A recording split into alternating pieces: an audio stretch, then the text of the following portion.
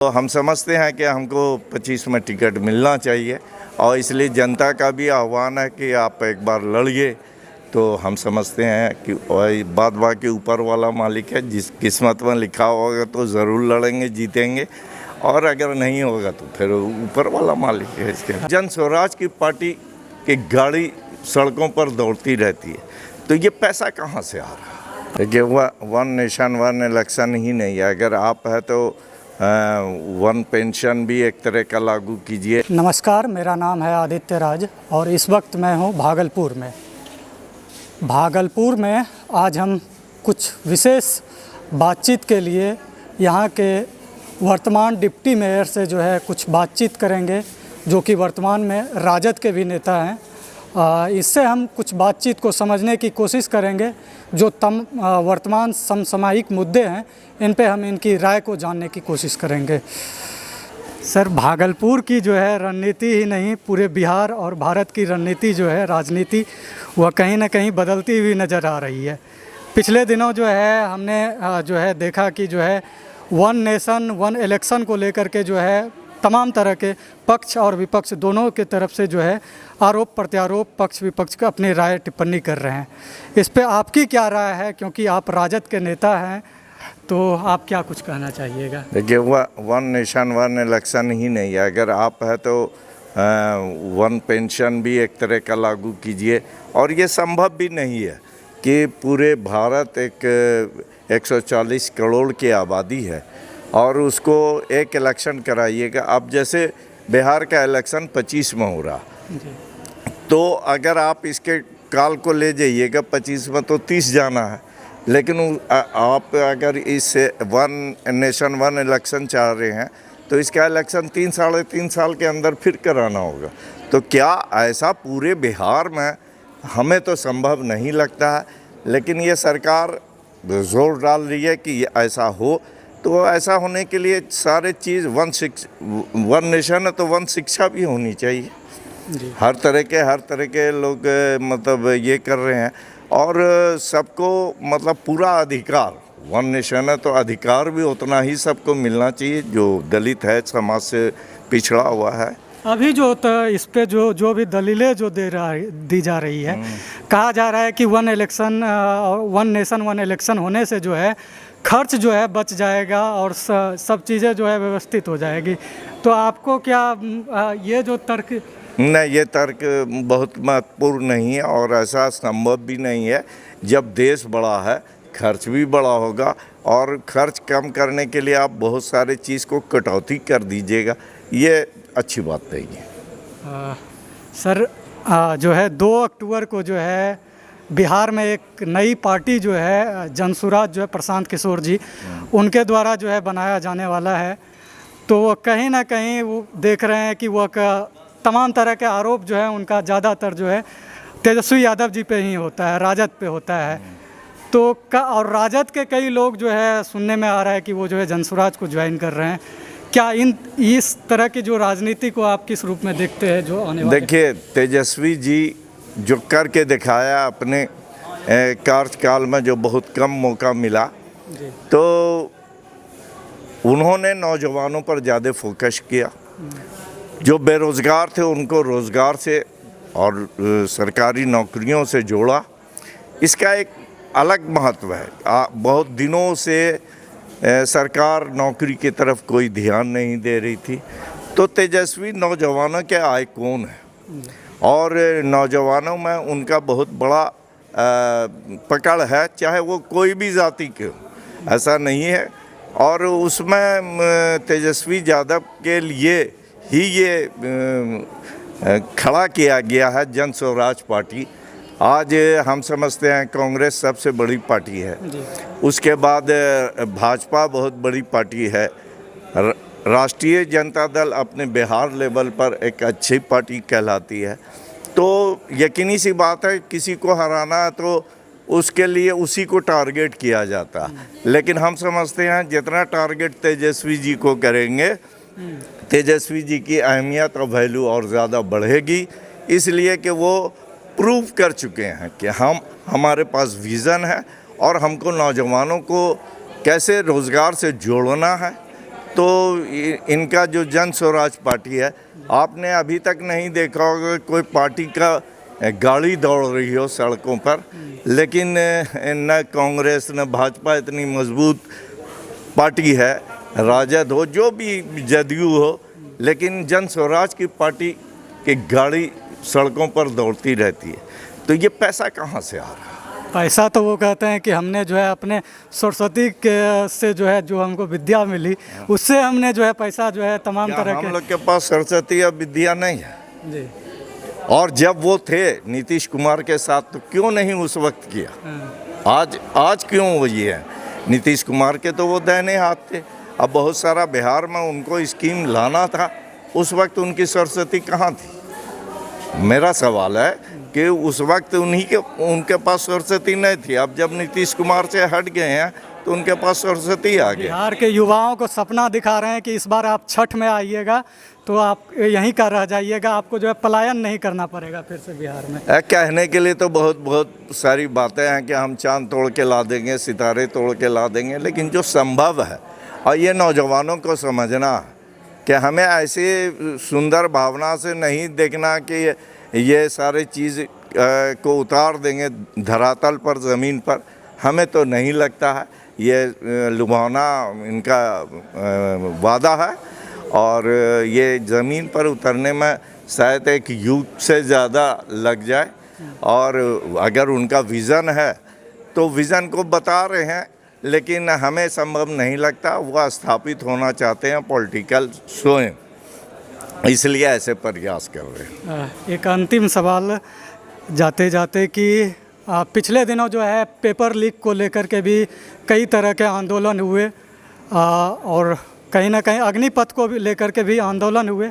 रोज़गार जो है वो कहीं ना कहीं बिहार के युवाओं के सामने जो है वह बहुत बड़ा मुद्दा है। लेकिन पिछले दिनों हमने देखा कि जिसको लेकर के तेजस्वी यादव जी भी दावा करते हैं कि नौकरी हमने दिया बिहार के युवाओं को शिक्षक की, और जो है नीतीश कुमार जी भी जो वो भी दावा करते हैं। लेकिन आज जो है जब पिछले दिनों हम देख रहे हैं कि जो है अखबारों के माध्यम से, समाचार पत्रों के माध्यम से यह देखने के लिए मिल रहा है कि उसमें कहीं ना कहीं बीपीएससी के थ्रू जो है बहुत बड़ा भ्रष्टाचार हुआ है। हर दिन जो है कई तरह के फर्जी शिक्षक पकड़े जा रहे हैं।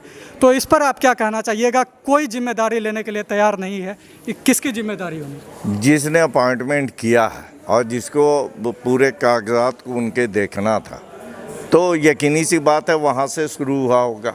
और जो भ्रष्टाचार है वह बहुत पूर्व से चला आ रहा है। और अब तो आप बिहार को छोड़ दिए, यूपी में तो 17 एग्ज़ाम कैंसिल किए गए।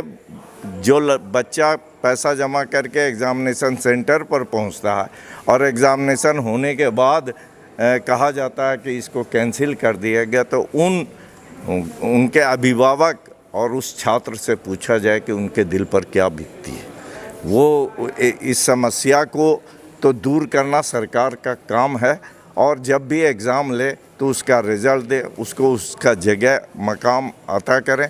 और ये तो ज़मीनी हकीकत है कि आज स्टूडेंट पढ़ करके बेरोज़गार हैं, और जब बेरोज़गारी रहेगी तो भ्रष्टाचारी बढ़ेगी, कहीं ना कहीं वो क्राइम की तरफ जाएगा। तो हमको नौजवानों को तो नौकरी देना है। इसका विज़न सिर्फ तेजस्वी यादव जी के पास है। इससे पूर्व में नीतीश कुमार 17 साल रहे, तो ये विज़न उनके पास क्यों नहीं है? जो भी विभाग तेजस्वी जी के थे उसमें उन नौकरियां ज़्यादा मिली, और हम समझते हैं कि उनके पास विज़न है।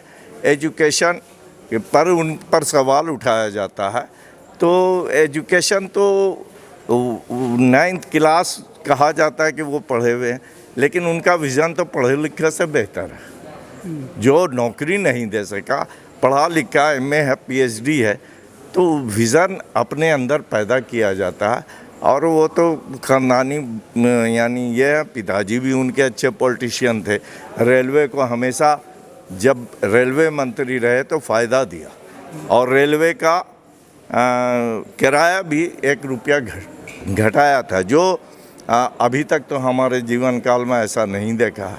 और किराया तो बहुत ज़्यादा बढ़ गया है। ओल्ड एज वाले को कोई सुविधा नहीं दी जाती है रेलवे में, या और भी पत्रकार ये सारे को सुविधा दी जाती थी, लेकिन आज के दिन में रेलवे में कोई सुविधा प्राप्त नहीं है। आप इसी से अंदाज़ा लगा सकते हैं कि कौन बेहतर था कौन नहीं था। जाते जाते मेरा अंतिम सवाल कि चूँकि आप राष्ट्रीय जनता दल से जुड़े हुए हैं, पुराने नेता हैं और अभी राष्ट्रीय जनता दल का प्रवक्ता भी हैं और आप जो है यहाँ के उप मेयर भी हैं। कई बड़ी जिम्मेदारी आप पर है। आने वाले दिनों में जो है 2025 का चुनाव होने वाला है बिहार में, तो कहीं ना कहीं आपकी उम्मीदवारी को लेकर के क्या कुछ दावा भी हो रहा है? कार्यकर्ता कह रहे हैं उम्मीदवारी बहुत पहले से थी, ऐसा ये नहीं कि आज मैं ये हूँ।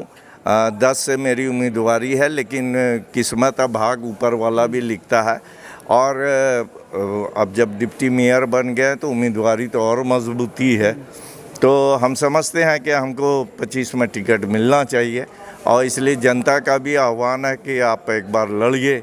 तो हम समझते हैं कि बाद बाकी ऊपर वाला मालिक है, जिस किस्मत में लिखा होगा तो ज़रूर लड़ेंगे, जीतेंगे, और अगर नहीं होगा तो फिर ऊपर वाला मालिक है। इसके मेरी प्रयास जारी है। हाँ। और कहीं ना कहीं आप जिस तरह से युवाओं के साथ में जुड़ा हुआ है, आपका जुड़ाव है, आपको जो है ढेरों शुभकामनाएं आने वाले दिनों में। धन्यवाद। और आप चुनाव लड़ें और जो है युवाओं को जो है आगे लेकर के एकदम चलेंगे। इसलिए कि इससे पूर्व में हम मुस्लिम माइनॉरिटी कॉलेज के प्राचार्य रहे लगभग 26 सालों तक, और उससे पहले एज ए लेक्चरर के रूप में काम किया। तो नौजवानों को, गरीब स्टूडेंट को बहुत नज़दीक से देखा, और जिस जगह पर थे वहाँ से हमने उनको मदद पहुँचाने का, अच्छे स्टूडेंट को कोशिश किया, और वो अपने ज़िंदगी में सफल भी रहे। बहुत सारे डॉक्टर्स, इंजीनियर्स, और फ़ौज में हमारे कॉलेज के नौजवान बहुत गए, और वैसे लड़के हमारे कॉलेज में आने के प्रयास करते थे जिनको इस तरफ जाना था, अपनी देश की सेवा करनी थी। तो वो लोग इसलिए कि हमारे यहाँ एनसीसी बहुत मजबूत था, और जिसको भी सी सर्टिफिकेट मिल गया तो वो समझिए कहीं ना कहीं एडजस्ट होता ही था। तो इसमें हमने बहुत ज़्यादा सफलता प्राप्त की। बनस्पत भागलपुर विश्वविद्यालय से एक एफिलेटेड कॉलेज होते हुए माइनॉरिटी कॉलेज के लड़के बहुत सफल रहे, और बीपीएससी में भी कितनी कामयाबी हासिल की। और जो ऐसे गरीब लड़के थे जिन्हें पैसा नहीं था, मैंने उन्हें 200 रुपये में भी एडमिशन करके पढ़ाया, और ऐसी ज़रूरत पड़ी है तो पॉकेट से भी, या जो समाज के अमीर तबका थे उनसे लेकर के उनको पढ़ाने का प्रयास किया। चूँकि आपने शिक्षा और छात्र राजनीति को बहुत नज़दीक से देखा है, तो कम शब्दों में आप जो है खास करके जो छात्र नेता हैं बिहार के, उसको आप क्या संदेश देना चाहिएगा? हम ये कहना चाहेंगे उन छात्रों को कि आप जिस क्षेत्र में हैं और जिस क्षेत्र में आपकी रुचि है, आप उसकी तरफ आगे बढ़िए और उसी को टारगेट बना लीजिए। सफलता आपके कदम चूमेगी। आप बहकिए मत। स्टूडेंट लाइफ ऐसा होता है कि बहुत सारे क्षेत्र उसके लिए खुले रहते हैं। आज खेल का मैदान भी उनके लिए एक नौकरी का ज़रिया बन सकता है। जैसे आज की सरकार ये कहती है कि मिडिल लॉ और नौकरी पाओ, पूर्व में ऐसा नहीं था कि ये है।